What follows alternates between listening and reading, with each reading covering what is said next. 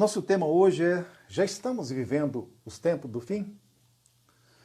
Muitas pessoas têm me perguntado, pessoas têm exclamado. Eu tenho ouvido ultimamente expressões assim: eu nunca imaginava que estava vivendo, que iria ver o Apocalipse. Outras pessoas, uma colega minha de trabalho disse: olha, eu não acredito que está acontecendo. Eu francamente não acredito. Outras pessoas perguntam: será que está acontecendo? O fim está chegando? O que de fato está havendo? Hoje é a nossa primeira parte. Nesta primeira parte, nós iremos introduzir um pensamento sobre o que é a profecia e analisar o tempo das primeiras experiências de Jesus, de Atos dos Apóstolos, da igreja em relação a isso. Por exemplo, em certo sentido, estamos nos últimos dias, por séculos. Nós queremos hoje expressar para que possamos entender. Eu não quero ser, nem você quer ser também, expert, pastor, intelectual, em relação a isso. Não sei o que você quer fazer. Eu só quero falar o seguinte, que nós precisamos abrir a Bíblia, estudar a palavra para podermos entender o momento. Nós ouvimos aí os políticos falando, os médicos falando, os partidos da direita, da esquerda falando. Nós vemos uma política do mundo. O que eu quero propor nessa noite é que nós entremos na política do reino de Deus. O que Deus pensa? Qual é o seu plano? Hoje é uma introdução a isso. Como podemos entender o que está acontecendo pela Bíblia?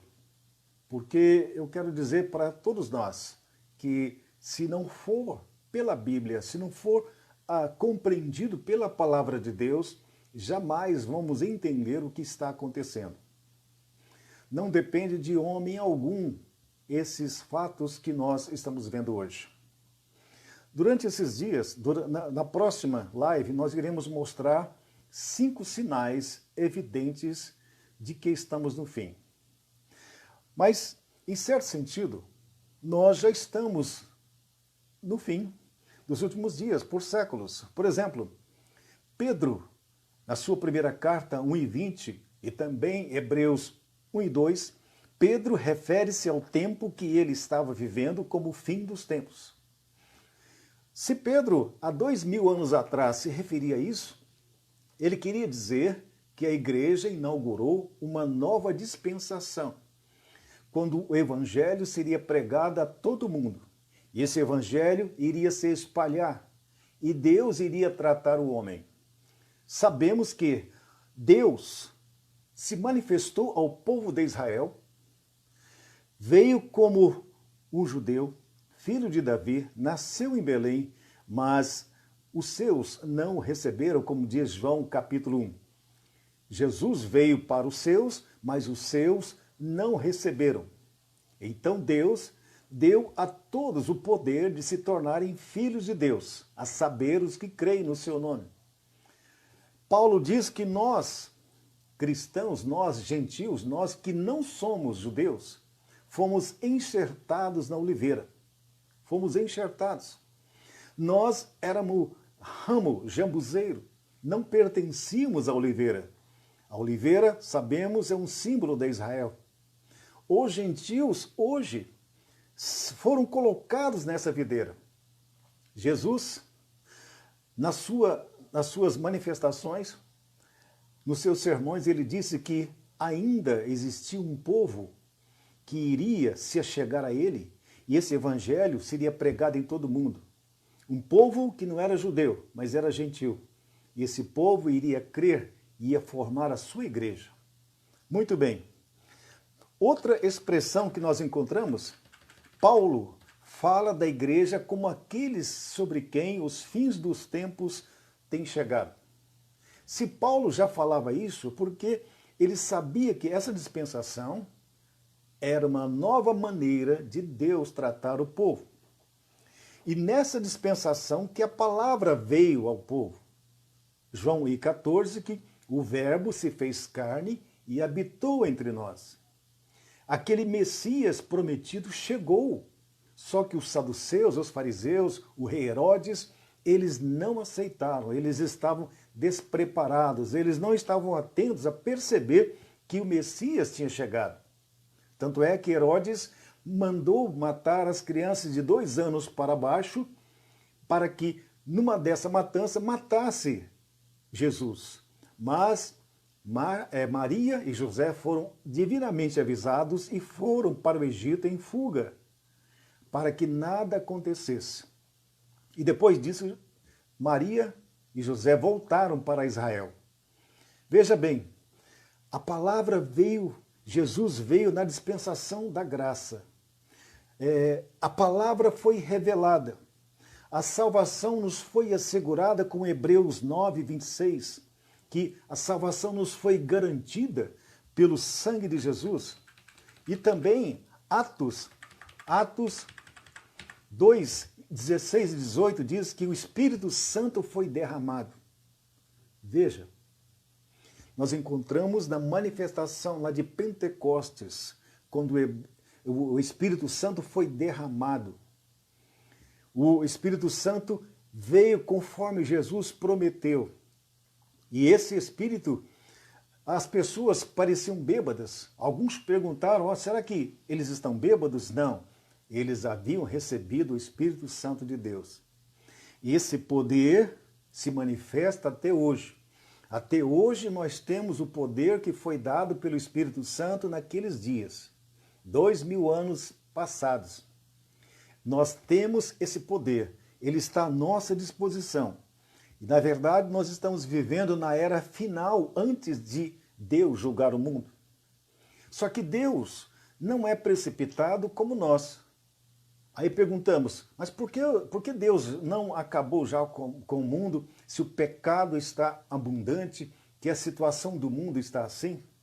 É porque Deus tem propósitos. Deus tem a sua maneira de tratar o mundo. Deus tem o seu jeito. Deus não se precipita nas suas ações. Há aquelas passagens na Bíblia que Deus espera um número de pecados para que lhe aplique o seu juízo. Encontramos isso na manifestação daqueles homens de branco lá no Apocalipse. Encontramos isso lá quando os judeus, quando os israelitas saíram do Egito, do deserto, e começaram a tomar a terra de Canaã. E o juízo de Deus para os cananeus era que eles seriam destruídos porque o pecado deles chegou na tampa, chegou no copo. Deus tem uma quantidade de pecados, uma quantidade de maldade que Deus tolera. Mas aí Deus manifesta o seu poder, o seu juízo e freia a maldade do homem. O homem precisa ser freado, porque o homem é pecador. Nós temos uma natureza pecaminosa. Paulo diz, miserável homem que sou, quem me livrará do corpo dessa morte? O que Paulo está dizendo? Ele está dizendo que o castigo que era aplicado pelos romanos, de que a pessoa, quando matava alguém, aquele corpo daquela vítima esperava o assassino chegar. Quando o assassino chegava, os soldados romanos amarravam o homem vivo ao cadáver e fazia com que eles ficassem ali até aquele vivo morresse. Paulo se referia a isso, que o pecado, nós estamos tão amarrados nele, tão impregnados, que nós estamos como, não podemos nos livrar. Mas Paulo diz a resposta, qual é? Mas graças a Deus que em Jesus Cristo nós temos a vitória. Jesus morreu para justamente nos livrar do corpo dessa morte, nos salvar, nos resgatar do império das trevas. Jesus nos tirou das garras do diabo e nos transportou para o reino do Filho do seu amor. Se nós nos arrependermos sinceramente dos nossos pecados, se nós nos convertermos ao Senhor, crermos nele de todo o coração, faremos parte da sua família e Deus tomará posse de nós, colocará em nós o seu Espírito Santo, seremos sua propriedade, selados com o Espírito Santo e ninguém poderá nos tocar, ninguém. Essa é a nossa garantia. Nós somos filhos de Deus e fomos transformados. Mas se você não é, você precisa arrepender e crer em Jesus.